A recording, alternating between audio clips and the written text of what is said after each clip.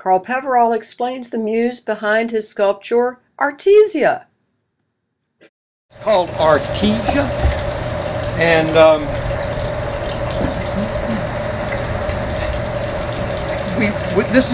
Ethan was, and I were fortunate this past March to go to this International Art Symposium in New Zealand together.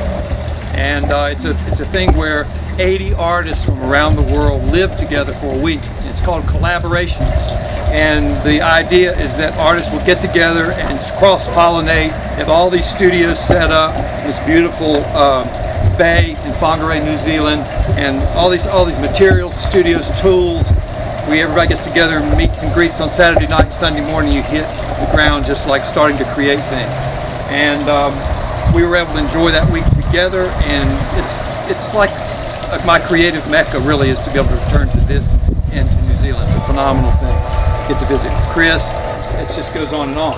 But this was the first piece that we did when we got back, knowing we were going to have this show. We got to really get back to work. We've been off a month, but it was a month well spent. We were very charged up when we came back, and we felt like we could do things that we hadn't done, and we wanted to. We wanted to just we were charged with just a different energy to be a bit cliche about it, and it truly was. So this was a stone that I had a trailer load of stones that I had just gotten at the stone yard. Came back, and we said, well, here we go. Let's do something. And so Ethan just saw this particular stone, was really drawn to it.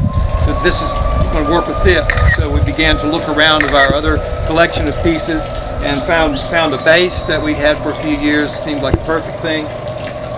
And then built it in this Artesia, artesian well. What's that? It's a well that has pressure within it that's trying to get out. So this piece had like a pitcher-like feeling to it, a kettle-like feeling, like a pouring of liquid. It also has this now feeling of like something is bursting out of it. This energy is just wanting to go. Our energy at that time was bursting out to get going. So it just all seemed to come together. And a lot of people think this is a whimsical piece, which I really appreciate, because stones can kind of get heavy and serious. But this is one where we were able to overcome that aspect of it, which is very important. How did those smaller stones stay together?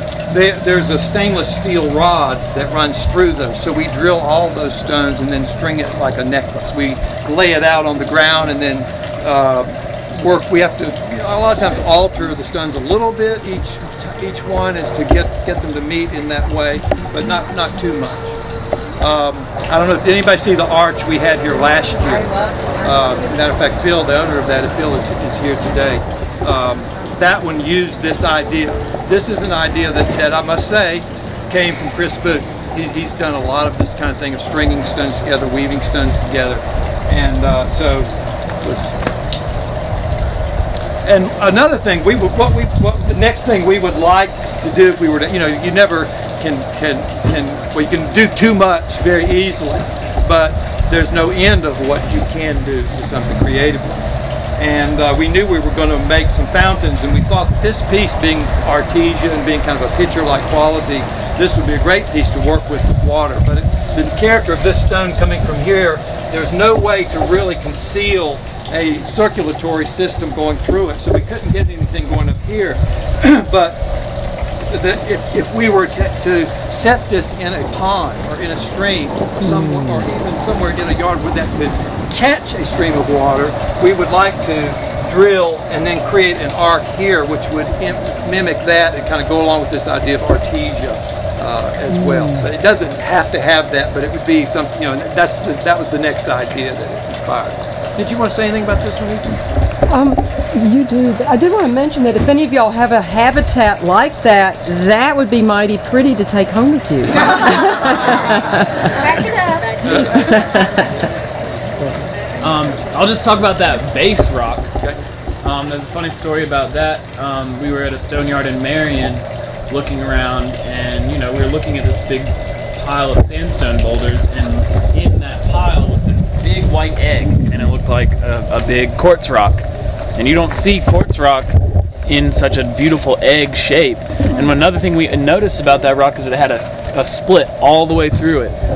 just a faint crack that we could see. And we had some tools that we could use to split that rock completely, but we asked the owner of the stone yard, hey, we noticed this has a crack in it, can we try to split it? And he said, if you break it, you buy it. So it wasn't too expensive, so we decided to just try it. But one thing he said before we tried was, good luck splitting that quartz rock. So anyway, we were tinging away with our pry bar and our hammer, and we instantly noticed that it's starting to budge. Like, we are starting to split it a little bit. And then all of a sudden you start hearing this cracking sound like a watermelon being just ripped open, and it just all of a sudden 2 pieces. And we realized it wasn't quartz, it was actually feldspar boulder. So inside that is pure white, almost like a porcelain. Where's the other half? Still at our house. Oh, really? We don't have the other half? I thought we did. Oh. Which wasn't as interesting anyway. We didn't really. We paid full price for the half. We should go then. Okay. Join us as Carl shares more of his works at the Garden Talk Salon.